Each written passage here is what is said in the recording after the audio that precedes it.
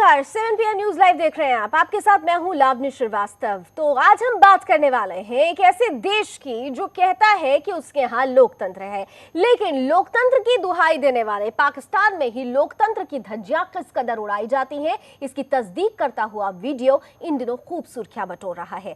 किस तरीके से अंतर्राष्ट्रीय मंच पर नवाज शरीफ लगातार कश्मीर का राग अलापते रहे, लेकिन उनकी ही असलियत, उनका ही काला चेहरा लोगों के सामने आ चुका है। दरअसल बीते दिनों में आपको याद होगा 21 जुलाई को पीओके यानी पाक अधिकृत कश्मीर, जिसे हम और आप गुलाम कश्मीर के नाम से जानते हैं, वहां पर जबरन चुनाव कराए गए।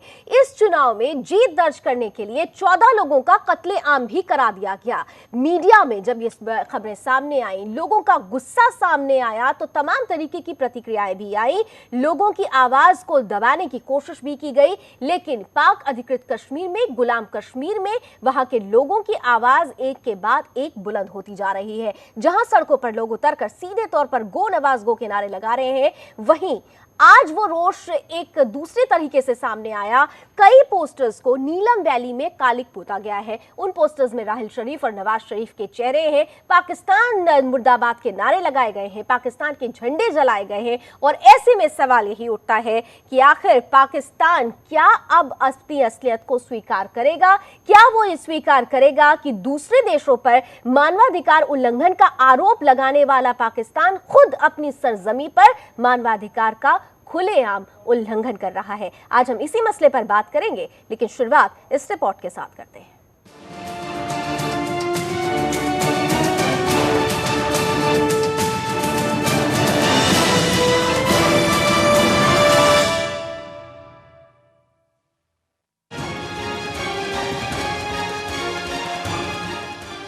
पीओके में शरीफ बंधुओं के मुंह पर लगी कालीक, मानव अधिकारों की दुहाई देने वालों की खुली पोल। कश्मीरियों ने शरीफ बंधुओं की शराफत को दिखाया आईना। अब यूनाइटेड नेशन में क्या मुंह दिखाएगा पाकिस्तान? पीओके यानी कि पाक ऑक्युपाइड कश्मीर।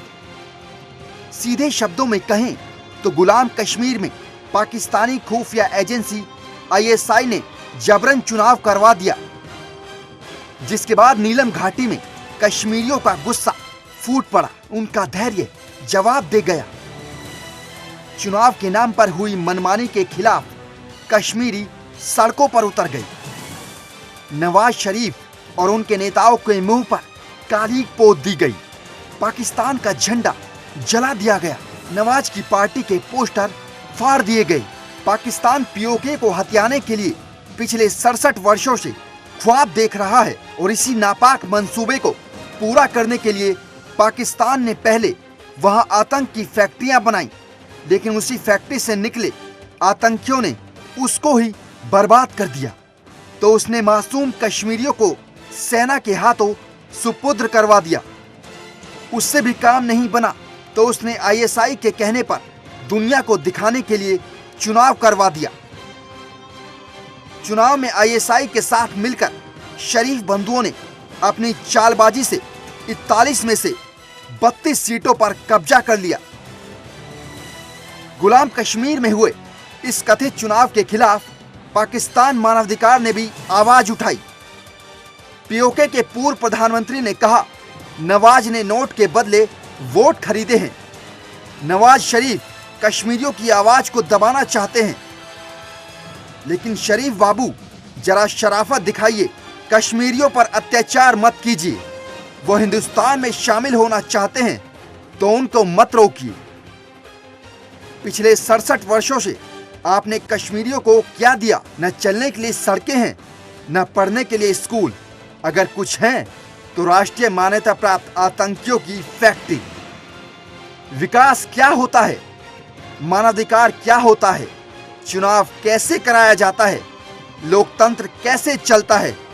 हिंदुस्तान आकर देखिए। डेमोक्रेटेड होने की गलतफहमी दूर हो जाएगी, लेकिन वीजा लेकर आइएगा, घुसपैठ करके नहीं। राजापाल, ब्यूरो रिपोर्ट, सुदर्शन न्यूज।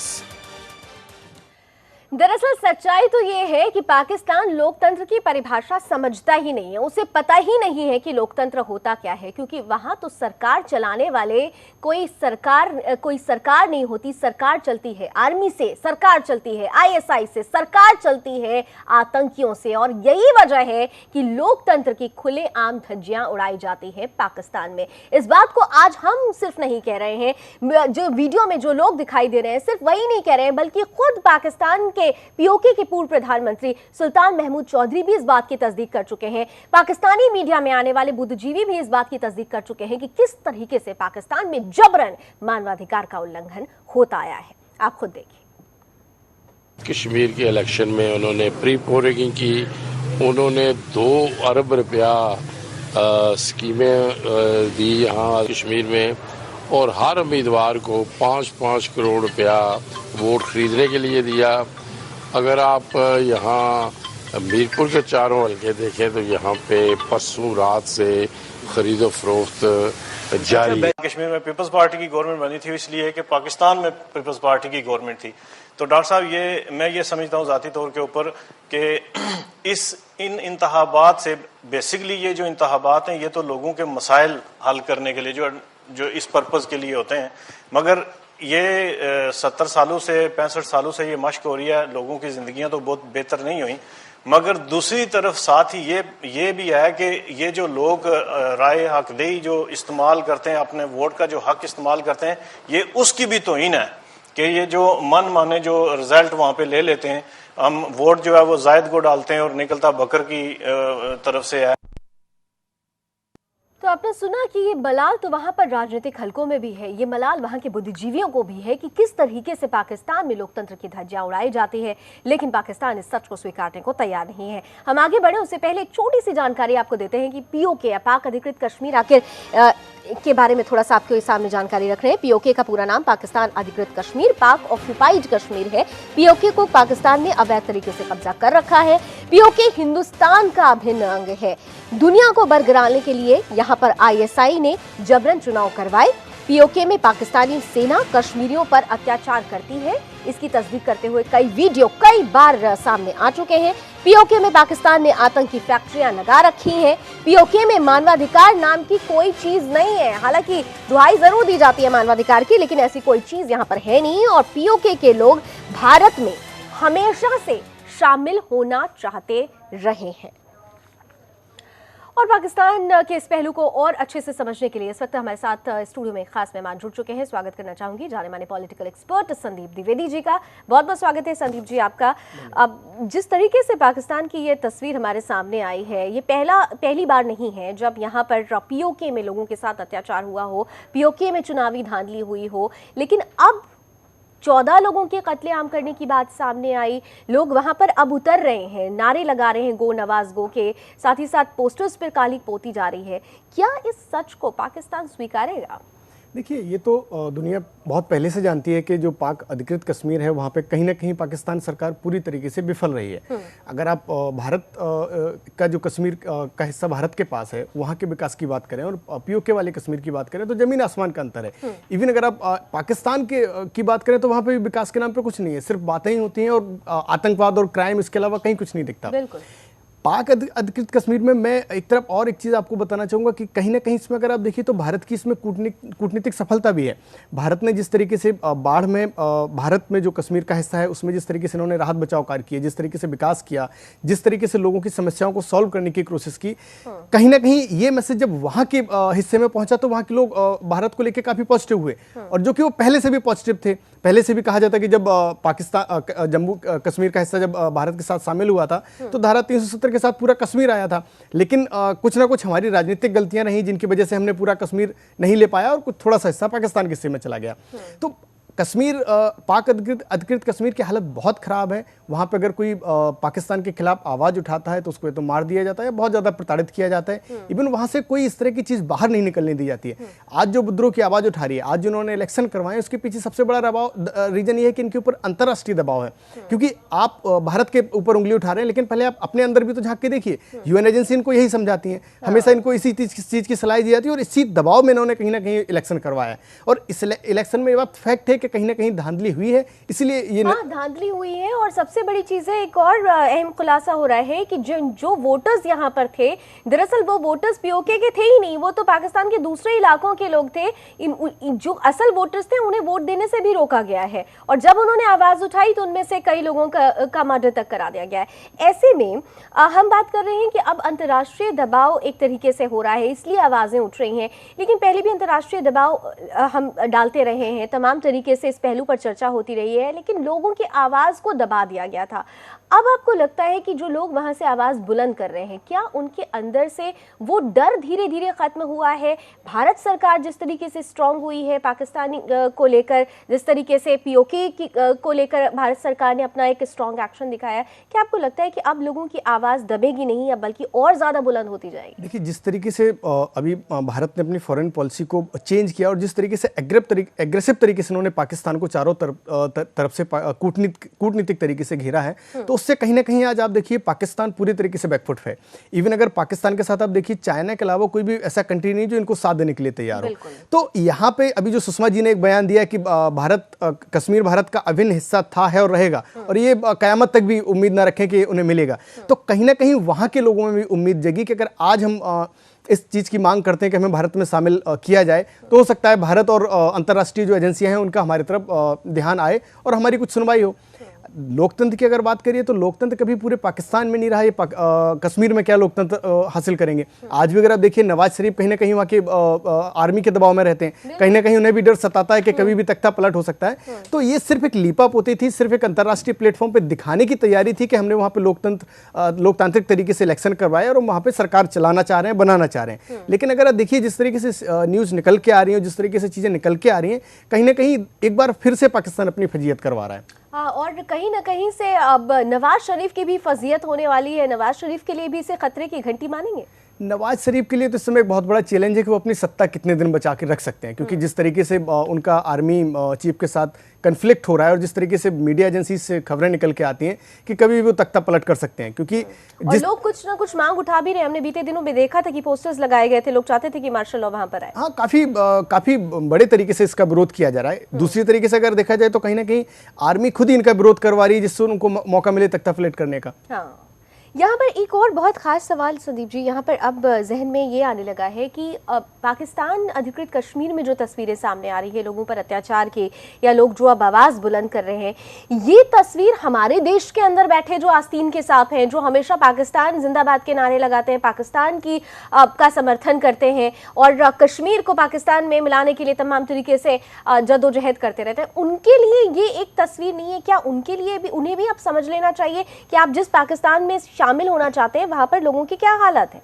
मैं एक अभी रिसेंटली बयान आया था, मैं थोड़ा सा कंफ्यूज हूँ, शायद जावेद अख्तर जी ने दिया था कि जो लोग भारत में रह के और पाकिस्तान जिंदाबाद के नारे लगाते हैं, वो 10 दिन पाकिस्तान रह के आए, वो यहाँ की मिट्टी को चूमेंगे। भारत के लिए तो उनका फक्र इतना ज्यादा बढ़ जाएगा कि कभी भारत के विरोध के बारे में सोच भी नहीं पाएंगे।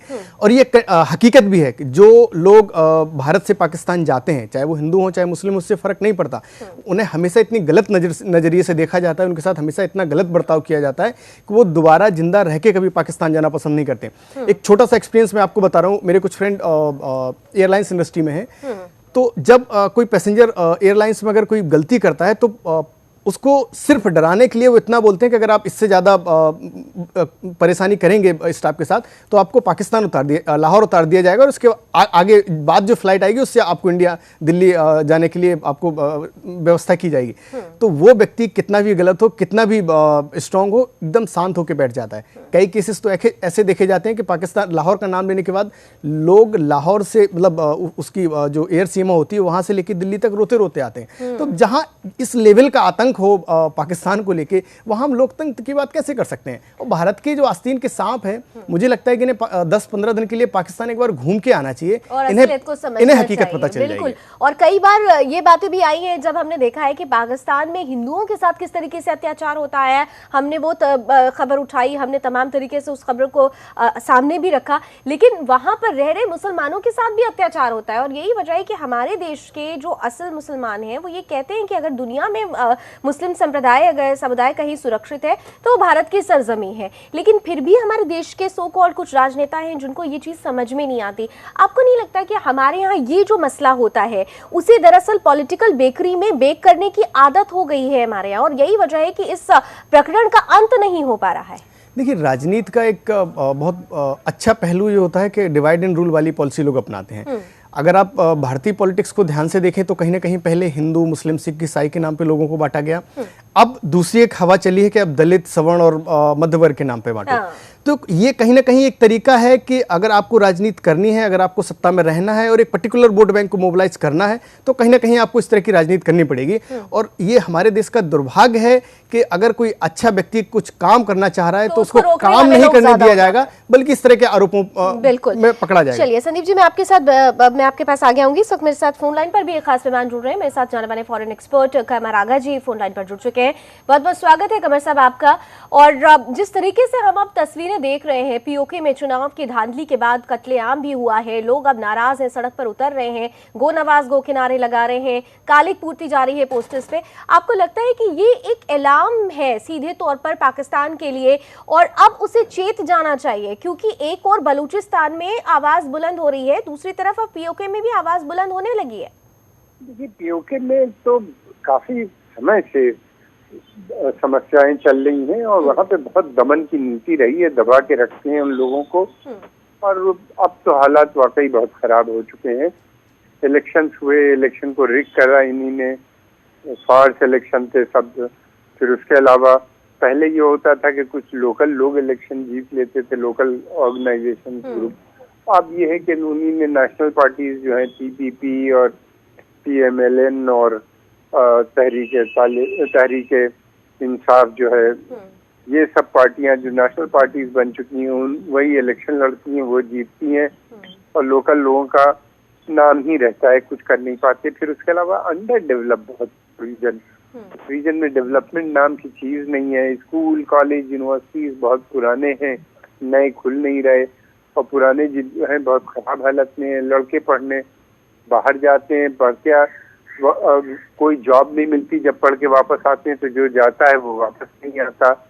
फिर उसके बाद वो जो वहाँ पे वन बेल्ट और वन रोड वाली पॉलिसी चाइना की है, बहुत बड़ी संख्या में चाइनीज भी वहाँ आ गए हैं। उनके प्रोजेक्ट गिलगित, बल्तिस्तान और बहुत सी जगहों पे चल रहे हैं।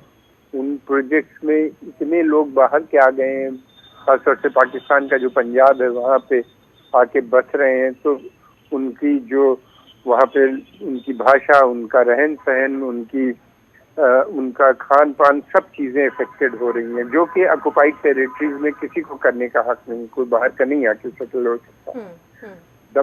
ये सारे हालात हैं। उसके बीच में इलेक्शन की भी रिगिंग हुई, डिमॉन्स्ट्रेशन, प्रोटेस्ट होते रहते हैं, ह्यूमन राइट कंडीशन बहुत खराब है, बहुत ज्यादा। हमने तस्वीरें भी देखी है। लेकिन सर यहाँ पर एक और, अब जिस तरीके से पाकिस्तान में तस्वीरें, ये जो बदरंग तस्वीर है वहाँ पर, हालांकि पहले भी आती रही है लेकिन अब ये कुछ ज्यादा ही तेजी से उभर रही है। क्या इसे हम भारत सरकार की जीत माने? क्योंकि भारत सरकार ने जिस तरीके से बीते दिनों में कश्मीर को लेकर अपना एक स्ट्रॉन्ग एक्शन, स्ट्रॉन्ग स्टेटमेंट सबके सामने रखा है, अपनी पॉलिसी को रिफॉर्म करने की कोशिश की है तमाम विरोधों के बावजूद, आपको लगता है कि इसका असर अब सीधे तौर पर पड़ेगा? पाकिस्तान पर एक दबाव तो निश्चित रूप से बनेगा। जी हाँ, बिल्कुल आपने सही कहा, एक दबाव है, वो बना हुआ है, नजर आता है, बिल्कुल साफ नजर आता है। अब अच्छी बात यह है कि कुछ समय के बाद हमारे होम मिनिस्टर वहाँ जा रहे हैं, गृह मंत्री राजनाथ सिंह, और वो इन सब मसलों पे भी बात करेंगे, उम्मीद है ये सब मसले भी वहाँ उठेंगे। और देखिए क्या अच्छा रहता है।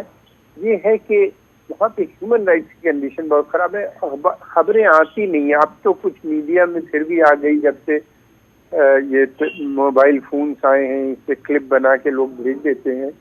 जर्नलिस्ट वहाँ पाकिस्तान के अखबारों में छपती नहीं, बाहर का मीडिया वहाँ जा नहीं पाता, तो पता ही नहीं चलता, बहुत समय लगता है। लेकिन ये है कि अब वो लोग कुछ चीजें नेट के थ्रू हम लोग को मिल असल जाती है। सच्चाई सामने आने लगी। और जब ये वीडियो सामने आ रहे हैं सर, जब असल तस्वीर सामने आ रही है, आपको लगता है कि हमारे देश में जो आस्तीन के साथ बैठे हुए हैं, जो पाकिस्तान जिंदाबाद के नारे लगाते हैं, पाकिस्तान में कश्मीर को शामिल करने के लिए तमाम तरीके से विरोध करते रहते हैं, क्या उनके लिए ये खबरें एक मैसेज बन सकती हैं? उन्हें असलियत समझ में आ सकती है? अब हम समझें कि उनका रुख बदल सकता है।